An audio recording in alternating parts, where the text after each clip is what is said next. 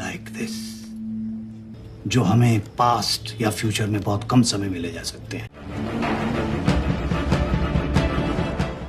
एक प्लेन जो कि 1984 में उड़ान भरने के बाद अचानक से गायब हो जाता है, जिसके लगभग 35 साल बाद वो 2019 में अचानक से ही लैंड करता है, जिसमें भी सिर्फ 2 लोग ही जिंदा बच पाते हैं।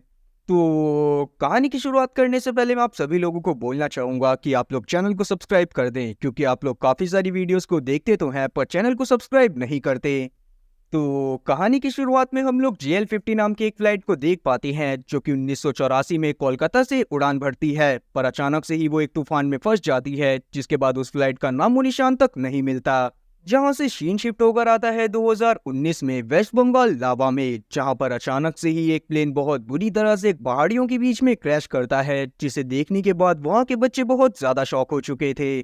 तो वो सारे बच्चे भागते हुए उस प्लेन के पास जाते हैं और देखते हैं कि वो प्लेन पूरी तरह से तबाह हो चुका है। और यहाँ से सीन शिफ्ट होकर आता है एक ऑफिसर के ऊपर, जिसका नाम था शांतनु, और अभी के टाइम पर वो मस्त दारू पीते हुए न्यूज को देख रहा था, जिससे उसे पता चलता है कि एक फ्लाइट AU-26 गायब हो गई है और माना जा रहा है कि उसे काफी सारे टेररिस्ट ग्रुप ने मिलकर हाईजैक कर लिया है। और ये सारी न्यूज जानने के बाद शांतनु काफी ज्यादा शॉक हुआ था। फिर अगले दिन जब वो CBI के मेन ब्रांच में पहुंचता है, तो वहां पर जाने के बाद जब उसके सीनियर से बात होती है, तो उसे पता चलता है कि AU-26 का केस उसे ही दिया गया है और अब उसे किसी भी हालत में पता लगाना है कि AU-26 कहाँ पर गायब हो गया है। तब वो तुरंत ही अपने साथी गोरेंगो के साथ एक आर्मी ऑफिसर के पास पहुंचता है, जिन्हें JL-50 के बारे में खबर मिली थी। जहां पर जाने के बाद वो आर्मी ऑफिसर इन लोगों को बताता है कि इन लोगों को अचानक से ही एक प्लेन के गिरने की खबर मिली थी, जिसके बाद जब उन्होंने वहां पर जाकर छानबीन करी तो इन्हें पता चला कि वो प्लेन कोई और नहीं बल्कि JL-50 है, जो कि आज से लगभग 35 साल पहले 1984 में कोलकाता से उड़ान भर चुका था, जिसके बाद उसका नामो निशान तक नहीं मिला था। तो हो सकता है कि वो प्लेन किसी तरह से टाइम ट्रेवल कर इस टाइमलाइन में आ गया हो, पर अभी के समय पर शांतनु को इसकी बात पर भरोसा नहीं होता, क्योंकि उसे ऐसी चीजों पर बिल्कुल भी भरोसा नहीं था। लेकिन अभी के टाइम पर शांतनु को 2 जनों के बारे में पता चल जाता है, जो कि उस प्लेन में जिंदा बच गए थे, जिसमें से एक पैसेंजर था और दूसरी उसी प्लेन की एक पायलट थी। और सबसे बड़ी बात यह थी कि जो पैसेंजर इन लोगों को उस प्लेन के अंदर मिला है, वो उसी पायलट के साथ बैठा हुआ था। इसका मतलब यही था कि हो सकता है JL-50 को भी किसी तरह से हाईजैक कर लिया गया हो। अब यहाँ पर से सीन 1984 में आता है, जहाँ पर हम लोग बिहू घोष नाम की एक औरत को देख पाते हैं, जो कि असल में एक पायलट थी और वो JL-50 को ही आज उड़ाने के लिए जा रही थी। पर यहाँ पर हम लोग बिहू की हालत देखकर समझ पाते हैं कि उसका दिमाग बहुत ज्यादा खराब है। तब यहाँ पर उसकी माँ आकर उसे समझाती है कि उसे पास्ट में हुए इंसिडेंट को भूल जाना चाहिए और उसे बस अपने काम के ऊपर फोकस करना चाहिए। लेकिन अभी के समय पर बिहू अपनी माँ की बातों पर ज्यादा ध्यान नहीं देती। तब प्रेजेंट टाइम में हम लोग बिहू को देख पाते हैं, जो कि अभी भी जिंदा थी और वो अभी के समय पर एक हॉस्पिटल में पड़ी हुई थी। वहीं शांतनु सुब्रतो दास से मिलने के लिए आया हुआ था, जो कि अभी के समय पर एक बहुत महान प्रोफेसर थे। और जिस वक्त पर JL-50 ने उड़ान भरी थी, उस समय पर JL-50 के अंदर उनकी भी एक टिकट बुक थी, पर किसी वजह के चलते वो उस फ्लाइट के अंदर नहीं जा पाए थे। तब यहाँ पर शांतनु उसे फ्लाइट के बारे में बताता है और उनसे और ज्यादा पूछताछ करने की कोशिश करने लगता है, ताकि वो JL-50 के बारे में और ज्यादा चीजें जान पाए। पर सुब्रतो दास उन्हें ज्यादा इन्फॉर्मेशन नहीं दे पाता। वो बस उन्हें ये बोलता है कि उस वक्त पर मुझे कुछ जरूरी काम आ गया था, इसीलिए मैं उस फ्लाइट के अंदर नहीं जा पाया। पर जैसे ही वो लोग वहां से चले जाते हैं, तो हम लोग सुब्रतो दास को देख पाते हैं, जो कि काफी ज्यादा घबरा रहा था। और फिर जैसे ही वो अपने घर में पहुंचता है, तो वो वहां पर मौजूद 1984 से रिलेटेड काफी सारे डॉक्यूमेंट्स को जला देता है। इसका मतलब यही था कि सुब्रतो दास शांतनु से काफी सारी चीजें छुपाने की कोशिश कर रहा था। वहीं शांतनु के पास अचानक से खबर आती है कि AVA नाम के एक टेररिस्ट ग्रुप ने क्लेम करा है कि उन्होंने ही हाल में उड़ान भरी गई फ्लाइट AO-26 को हाईजैक करा है, जिसको छोड़ने के बदले में उन लोगों ने मांग करी है कि वो लोग पार्थो मजूमदार को जेल से रिहा कर दें, जिसको 2 दिन के अंदर फांसी होने वाली थी। और ये सारी बातें जानने के बाद शांतनु काफी ज्यादा परेशान हो गया था। तब वो तुरंत ही बिहू से मिलने के लिए जाता है, जो कि थोड़ा बहुत रिकवर हो गई थी, और वो उससे जाकर बातें करने लगता है। और फिर बिहू से बात करने के बाद शांतनु को पता चलता है कि जब उनकी फ्लाइट ने उड़ान भरी थी, तब अचानक से ही एक आदमी उनके कॉकपिट में आ गया, जहां पर जाने के बाद उसने तुरंत ही वहां के को पायलट को जान से मार दिया। जिसके बाद उसी पैसेंजर ने बीहू को कुछ कोऑर्डिनेट्स दिए और उससे बोला कि वो फ्लाइट को उन्हीं पर्टिकुलर कोऑर्डिनेट्स पर उड़ाए। और जब बाद में बीहू ने ऐसा करा तभी अचानक से ही उनका प्लेन बहुत ज्यादा तूफान में फंस गया और जब उसकी आंख खुली तो वो यहाँ पर थी। तब यहाँ पर शांतनु बीहू से GL-50 के बारे में पूछने लगता है कि उसने कब उड़ान भरी थी। तब बीहू यहाँ पर उसे बताती है कि GL-50 ने 1984 में उड़ान भरी थी। लेकिन सारी सच्चाई सामने होने के बावजूद भी शांतनु को बीहू के ऊपर भरोसा नहीं हो रहा था और उसे लग रहा था कि बीहू भी उसी टेररिस्ट ग्रुप के साथ मिली हुई है जिन्होंने GL-50 के नाम पर AO-26 को गायब कर दिया है। और तब यहाँ पर शांतनु बीहू को ये बताता है कि अभी के टाइम पर 2019 चल रहा है। जो चीज जानने के बाद बीहू खुद भी काफी ज्यादा शॉक हो गई थी और वो तुरंत ही मिरर के सामने जाकर खुद को चेक करने लगती है। पर अभी भी शांतनु को बीहू को देखकर लग रहा था कि बीहू ड्रामे कर रही है, इसीलिए वो तुरंत ही बीहू के बारे में पता करने के लिए उसके होम टाउन में चला जाता है, जहां पर जाने के बाद उसे पता चलता है कि बीहू यहाँ पर आज से 35 साल पहले रहा करती थी। पर अभी के समय पर वहां के लोगों को बीहू के बारे में कुछ खास जानकारी नहीं थी। पर जब वो वहां पर एक और आदमी से बात करता है तब जाकर उसे पता चलता है कि बीहू की फैमिली के रिलेशन और इस आदमी की फैमिली के रिलेशन बहुत ज्यादा पुराने थे। और तब जाकर शांतनु को ये बात पता चलती है कि बीहू असल में एक बहुत अच्छी लड़की थी और वो बहुत ज्यादा होशियार भी थी। पर अचानक से ही वो एक दिन प्रेग्नेंट हो गई, जो कि एक आर्मी ऑफिसर की वजह से था जो कि जंग में मारा जा चुका था। पर क्योंकि उस समय तक बीहू की शादी नहीं हुई थी और वो शादी से पहले ही प्रेग्नेंट हो गई थी, इसीलिए समाज के लोगों ने उसे मेंटली बहुत ज्यादा टॉर्चर करा, जिससे उसके परिवार की भी बहुत बुरी तरह से बदनामी हुई और उसके परिवार वालों ने भी बीहू से सही से बात करना तक बंद कर दिया।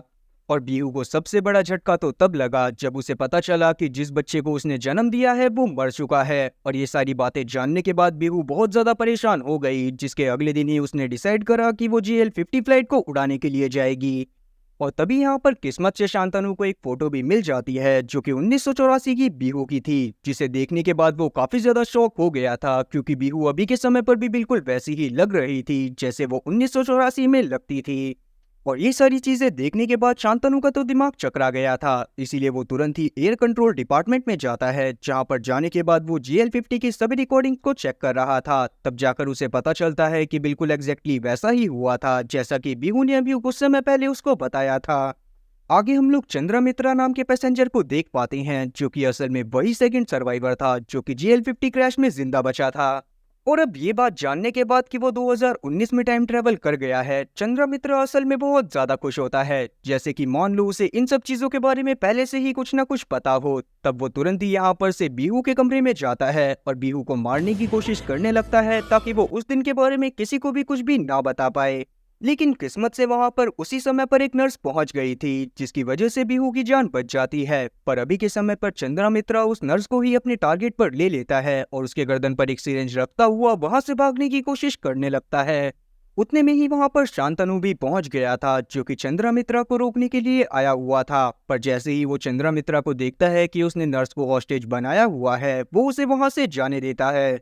लेकिन वहां से चंद्रमित्रा के निकलने के बाद शांतनु समझ गया था कि GL-50 के बारे में चंद्रमित्रा जरूर कुछ न कुछ जानता है, इसीलिए वो तुरंत ही चंद्रमित्रा के बारे में पता करना चालू करता है और उसे पता चलता है कि चंद्रमित्रा 1984 का एक बहुत बड़ा फिजिशियन था, जो कि 1984 में ही कोलकाता रिसर्च सेंटर में काम करा करता था, जहां पर उसने बहुत बड़े बड़े इन्वेंशन करे थे। तब यहाँ पर शांतनु बहुत ज्यादा शॉक होता है और डिसाइड करता है कि वो चंद्रमित्रा के घर में जाकर छानबीन करेगा। और किस्मत से जब वो उसके घर में जाता है तो वहां पर जाने के बाद उसे उसके काफी सारे रिसर्च पेपर्स मिलते हैं, जो कि अब तक चंद्रमित्रा ने लिखे थे, जिन्हें देखने के बाद उसे प्रोजेक्ट ए के बारे में भी काफी सारी इंफॉर्मेशन मिलती है और साथ ही उसे एक ब्लूप्रिंट भी मिला था, जो ब्लूप्रिंट किसी और का नहीं बल्कि GL-50 का ही था। और ये सारी चीजें देखने के बाद शांतनु का तो दिमाग चकरा जाता है और उसकी समझ में ये बात आ गई थी कि चंद्रमित्रा को GL-50 के गायब होने के बारे में कुछ न कुछ जरूर पता है। और तब इन सब चीजों के बारे में और जानने के लिए तुरंत ही शांतनु कोलकाता रिसर्च सेंटर में पहुंचता है, जहां पर जाने के बाद उसकी मुलाकात होती है प्रोफेसर अश्विन से। फिर जब वो उनसे प्रोजेक्ट ए के बारे में पूछता है तब अश्विन वहां पर उसे एक कहानी सुनाते हैं कि 263 BCE के दौरान मौर्य साम्राज्य में अशोक नामक राजा राज करा करता था, जिसके पास ऐसे ऐसे विद्वान लोग मौजूद थे जो कि अपनी अपनी फील्ड्स में माहिर थे और उन्हें हराना किसी के भी बस की बात नहीं थी, क्योंकि उन लोगों के पास ऐसी ऐसी टेक्निक्स थी जिनकी मदद से वो सिर्फ बॉडी के एक पार्ट को छूकर किसी भी इंसान की जान ले सकते थे। और उनके पास और भी काफी सारी कलाओं की किताब मौजूद थी जो कि बहुत पुराने समय की थी। और उन सभी चीजों को पढ़ने के बाद वो विद्वान लोग इतने ज्यादा विद्वान बने थे कि वो टाइम ट्रेवल तक कर सकते थे। और उन्हीं सारी चीजों को छुपाने के लिए अशोक ने कसम खाई और उसने काफी सारे डॉक्यूमेंट्स को जमीन में दबा दिया, क्योंकि अशोक इस बात को बहुत अच्छे से जानता था कि अगर लोगों को इन सभी चीजों के बारे में पता चलेगा तो वो इसका गलत कामों के लिए यूज करेंगे। लेकिन आगे चलकर खुदाई के दौरान कुछ रिसर्चर्स को कुछ ऐसे पेपर्स मिल गए जिनमें टाइम ट्रेवल के बारे में लिखा हुआ था, और उन्हीं सभी पेपर के ऊपर डॉक्टर मित्रा रिसर्च कर रहे थे। और उसी प्रोजेक्ट को बोला गया था प्रोजेक्ट ए। पर अभी के समय पर अश्विन को डॉक्टर मित्रा के बारे में ज्यादा जानकारी नहीं थी, इसीलिए वो शांतनु से बोलते हैं कि वो डॉक्टर सुब्रता दास के पास जाकर उनसे बात करे। और अब ये सारी बातें जानने के बाद शांतनु तुरंत ही पहुंच जाता है सुब्रता दास के पास, जो कि असल में कोई और नहीं बल्कि डॉक्टर मित्रा का ही एक असिस्टेंट था जिसे उसकी रिसर्च के बारे में सारी की सारी इन्फॉर्मेशन थी। तब यहाँ पर सुब्रता दास पहले तो कुछ भी नहीं बताता, पर बाद में जब शांतनु उसके सामने प्रोजेक्ट ए की फाइल रखता है तो उन्हें देखने के बाद सुब्रता दास के पास कोई और ऑप्शन नहीं बचता। वो तुरंत ही शांतनु को सारी की सारी सच्चाई बताना चालू कर देता है। और तब जाकर हम लोग जान पाते हैं कि वो सभी रिसर्च पेपर मिलने के बाद डॉक्टर मित्रा ही उन रिसर्च पेपर के ऊपर रिसर्च कर रहे थे। पर बाद में जब उनमें कोई भी फायदा नहीं दिखता तो गवर्नमेंट उन्हें फंड करना बंद कर देती है। पर डॉक्टर मित्रा इस बात को समझ गए थे कि उन पेपर की मदद से वो जल्दी ही टाइम ट्रेवल के बारे में सब कुछ जान लेंगे, आगे चलकर टाइम ट्रेवल भी कर पाएंगे। और इसीलिए गवर्नमेंट की तरफ से फंड बंद होने के बावजूद भी उन्होंने उन रिसर्च पेपर के ऊपर रिसर्च करना जारी रखा, जिसके कुछ समय बाद ही उन्हें कुछ कोऑर्डिनेट्स के बारे में पता चला, जो कोऑर्डिनेट असल में कुछ वार्म होल के थे जो कि अर्थ की ही एटमॉस्फेयर में मौजूद थे। और उन्हीं के ऊपर रिसर्च करने के लिए यहाँ पर डॉक्टर मित्रा ने डिसाइड करा कि वो एबीए की टीम से हाथ मिला लेंगे, क्योंकि गवर्नमेंट कभी भी उन्हें इस चीज की परमिशन नहीं देने वाली थी कि वो किसी भी प्लेन को किसी वार्म होल में लेकर जाएं। और इसीलिए उन्होंने एबीए वालों के साथ हाथ मिलाया ताकि वो GL-50 को आगे चलकर हाईजैक कर सकें और बाद में वो पायलट को फोर्स करें कि वो कुछ पर्टिकुलर कोऑर्डिनेट्स के ऊपर ही फ्लाइट को उड़ाए। पर उनकी स्टडी के अकॉर्डिंग वो 35 घंटे आगे ही टाइम में जाने वाले थे। पर जब वो सारी की सारी चीजें हुई तो वो 35 साल आगे आ गए। और ये सारी बातें जानने के बाद शांतनु और ज्यादा परेशान हो जाता है। साथ ही उसे अभी के समय पर सुब्रता दास से ये बात भी पता चलती है कि असल में सुब्रता दास भी उस प्लान का पूरी तरह से हिस्सा थे। पर बाद में वो बहुत ज्यादा घबराने लगे और उन्हें लगने लगा कि अगर गवर्नमेंट ने इन लोगों को पकड़ लिया तो सुब्रता दास की पूरी तरह से जिंदगी बर्बाद हो जाएगी। और इसीलिए वो एंड समय पर फ्लाइट के अंदर नहीं गया, क्योंकि वो नॉर्मली ही अपनी जिंदगी को बिताना चाहता था। साथ ही यहाँ पर शांतनु को ये बात भी पता चलती है कि कुछ ही समय में मजूमदार को भी गवर्नमेंट छोड़ने वाली थी, क्योंकि वो चाहती थी कि AO-26 को वापस लेकर आया जा सके, क्योंकि उसके अंदर काफी सारे पैसेंजर मौजूद थे। और अगर ऐसा होता है तो मजूमदार बाहर आने के बाद डॉक्टर मित्रा से जरूर मिलेगा, जिसके बाद वो अपनी नॉलेज को बहुत गलत कामों के लिए यूज करेंगे, जिससे बाहर की गवर्नमेंट को पूरी तरह से खतरा हो सकता था। और इसीलिए इन लोगों को पास्ट में जाकर किसी भी हालत में GL-50 को हाईजैक होने से रोकना पड़ेगा, क्योंकि अगर ये लोग ऐसा नहीं करते हैं तो आगे चलकर बहुत ज्यादा तबाही मच सकती थी। तो पहले तो शांतनु इन सभी चीजों के लिए नहीं मानता, पर बाद में वो कुछ सोचता हुआ इस प्लान को एग्जीक्यूट करने के लिए मान जाता है। पर अभी इन लोगों के पास कोऑर्डिनेट्स नहीं थे। पर यहाँ पर शांतनु को वापस से एक आइडिया आता है और वो तुरंत ही बीहू से मिलने के लिए चला जाता है। और क्योंकि बीहू ही उन सभी कोऑर्डिनेट्स के ऊपर फ्लाई करती हुई इस जगह पर आई थी तो उसे कोऑर्डिनेट्स के बारे में सारी की सारी चीजें पहले से पता थी।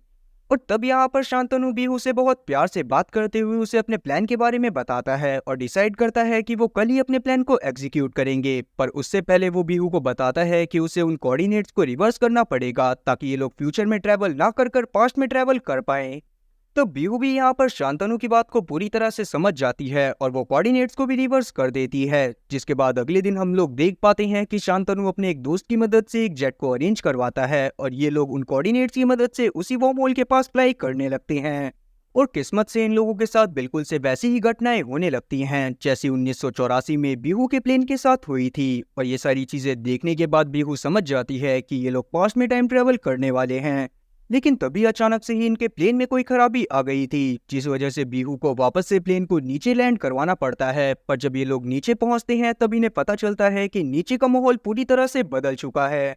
लेकिन तभी इन्हें 1984 की एक वैन इनकी तरफ आती हुई नजर आती है, जिसे देखने के बाद ये लोग समझ गए थे कि ये लोग पास्ट में टाइम ट्रेवल कर चुके हैं। इसीलिए वो लोग उस जीप वाले से मदद मांगते हैं और एक शहर की तरफ जाने लगते हैं। किस्मत ने भी इनका पूरी तरह से साथ दिया था, क्योंकि ये लोग प्लेन के हाईजैक होने से एक दिन पहले ही यहाँ पर आ गए थे। और यहाँ पर आने के बाद शांतनु भी कुछ सोचने लगता है और यहाँ पर हमें शांतनु के बारे में भी काफी सारी चीजें जानने को मिलेंगी। खैर, यहाँ पर हम लोग शांतनु को परेशान होते हुए देख पाते हैं, जो कि परेशान होकर अकेले ही एक ऑर्फनेज के सामने आकर बैठ गया था। और तब जाकर हम लोग जान पाते हैं कि शांतनु असल में एक अनाथ था, जिसको इसी दिन पर कुछ लोग यहाँ पर छोड़ गए थे, जिसके बाद वो ऑर्फनेज में ही रहा था। तब यहाँ पर शांतनु उन लोगों का वेट करने लगता है जो उसे उस ऑर्फनेज के बाहर छोड़कर गए थे, जिसके थोड़ी ही देर बाद हम लोग देख पाते हैं कि दो आदमी गाड़ी में बैठकर आते हैं और एक बच्चे को ऑर्फनेज के बाहर छोड़कर यहाँ से चले जाते हैं।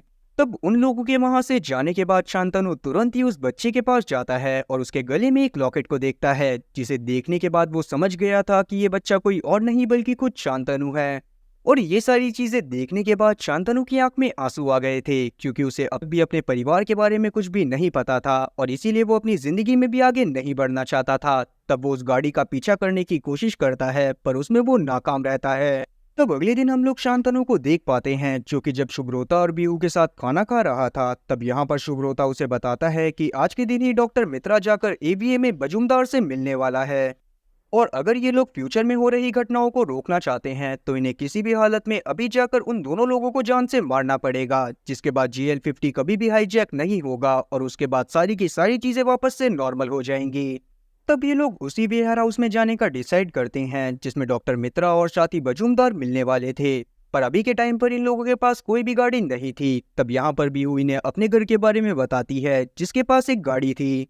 और तब बीहू डिसाइड करती है कि वो अपने घर से उस गाड़ी को चुरा लेगी। पर जैसे ही शांतनु की नजर उस गाड़ी पर पड़ती है तो वो काफी ज्यादा परेशान हो जाता है, क्योंकि असल में ये वही गाड़ी थी जिसमें पिछली रात बच्चे के रूप में उसे ऑर्फनेज के बाहर छोड़ा गया था।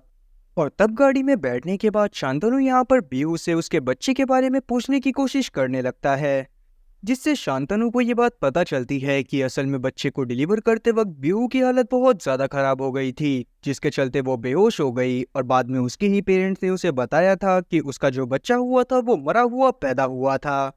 और सीरीज की शुरुआत में बीहू इसी वजह से बहुत ज्यादा परेशान थी, क्योंकि वो अपने बच्चे की शक्ल तक को नहीं देख पाई थी। और ये बातें जानने के बाद शांतनु कुछ सोचने लगता है और आगे की तरफ गाड़ी बढ़ा लेता है।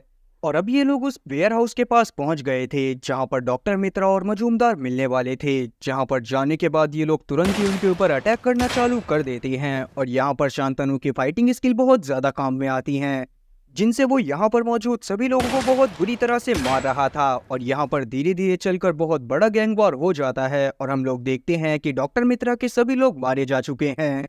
लेकिन डॉक्टर मित्रा उन रिसर्च पेपर को किसी भी हालत में बचाना चाहता था, इसीलिए वो एक गन को अपने हाथ में लेता है और तुरंत ही शांतनु को गन पॉइंट पर ले लेता है। और अब वो उसे शूट करने ही वाला था कि तभी शुभ्रोता पीछे से आकर डॉक्टर मित्रा को जान से मार देता है।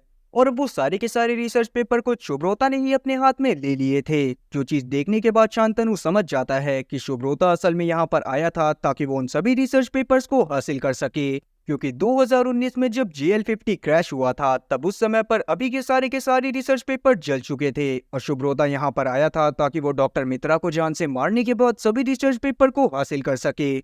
और इसीलिए अब शुभ्रोता तुरंत ही शांतनु और बीहू को गन पॉइंट पर ले लेता है। तब यहाँ पर वो ये भी बताता है कि असल में 2019 में डॉक्टर मित्रा हॉस्पिटल से भागने के बाद शुभ्रोता के पास ही आया था, पर शुभ्रोता ने उसकी सक्सेस को देखते हुए उसे जान से मार दिया। जिसके बाद उसने शांतनु को कन्विंस करा कि वो 1984 में आए ताकि वो रिसर्च पेपर को हासिल करने के बाद दुनिया का सबसे पावरफुल इंसान बन सके। जो चीज जानने के बाद शांतनु को काफी ज्यादा गुस्सा आने लगता है। फिर जब यहाँ पर से शुभ्रोता भागने की कोशिश कर रहा था तब शांतनु अपनी चालाकी की मदद से तुरंत ही उसके ऊपर शूट करता है, जिसके बाद वो उसे जान से मारने के बाद यहाँ पर मौजूद सभी रिसर्च पेपर को यहीं पर जला देता है। और जैसे ही ये सारी चीजें होती हैं वैसे ही शांतनु और बीहू के दिमाग में बहुत ज्यादा दर्द होने लग गया था। और ऐसा इसीलिए हुआ था क्योंकि GL50 कभी भी हाईजैक नहीं हुआ और इसीलिए आगे चलकर किसी को भी रिसर्च पेपर के बारे में कोई भी जानकारी नहीं मिली, जिसके चलते कोई भी टाइम में आगे पीछे ट्रेवल नहीं कर सकता था। और क्योंकि बीहू और शांतनु टाइम ट्रेवल कर यहाँ पर वापस आए थे, इसीलिए यहाँ की टाइमलाइन इन्हें एक्सेप्ट नहीं करती और इन्हें टेलीपोर्ट कर वापस से इनकी टाइमलाइन में भेज देती है। और फिर हम लोग शांतनु को देख पाते हैं, जिसकी जब आँख खुलती है तो वो अपने आप को अपनी बीवी के साथ फ्लाइट AO26 में ही पाता है। और उसकी टाइमलाइन पूरी तरह से चेंज हो गई थी, क्योंकि वो अकेले कभी भी बड़ा नहीं हुआ था। अभी के समय पर AO-26 को भी कोई हाईजैक नहीं करता क्योंकि बजूमदार पहले ही मारा जा चुका था। तब यहाँ पर हम लोग देख पाते हैं कि असल में बिहू कोई और नहीं बल्कि शांतनु की ही मॉम, जो कि शांतनु को अपने साथ उसी ऑर्फनेज में लेकर आई हुई थी जहां पर कभी शांतनु बड़ा हुआ था। पर यहाँ पर टाइमलाइन चेंज होने की वजह से हम लोग जान पाते हैं कि क्योंकि बिहू कभी भी गायब नहीं हुई थी और GL-50 सेफली लैंड हो गया था, इसीलिए बिहू को अपने बेटे के बारे में पता चल गया। और जब उसे पता चला कि उसका बेटा अभी भी जिंदा है और वो एक ऑर्फनेज में बड़ा हो रहा है, तो वो तुरंत ही शांतनु के पास गई और उसे गोद ले लिया, जिसके बाद उसने शांतनु को अपने पास ही रखा और कभी भी शांतनु को अपने से दूर नहीं होने दिया। और बिहू इस बात को भी समझ गई थी कि सभी बच्चों को प्यार की बहुत ज्यादा जरूरत होती है, इसीलिए वो हर साल शांतनु के साथ उसी ऑर्फनेज में आया करती थी जिस ऑर्फनेज में कुछ दिन के लिए शांतनु बड़ा हुआ था। तब वो शांतनु के साथ वहां पर मौजूद सभी बच्चों को बहुत सारे गिफ्ट देती है, जिसके बाद ये लोग वहां पर खेलने लगते हैं और इसी के साथ ये कहानी भी यहीं पर खत्म होती है। तो उम्मीद है कि एक्सप्लेनेशन अच्छी लगी होगी। अगर एक्सप्लेनेशन अच्छी लगी हो तो चैनल को सब्सक्राइब करना और बेल नोटिफिकेशन को ऑल पर सेलेक्ट करना और वीडियो को भी लाइक करना। मैं ऐसी ही और मजेदार एक्सप्लेनेशन वीडियोस लाता रहूंगा। खैर, तब तक के लिए टाटा और गुड।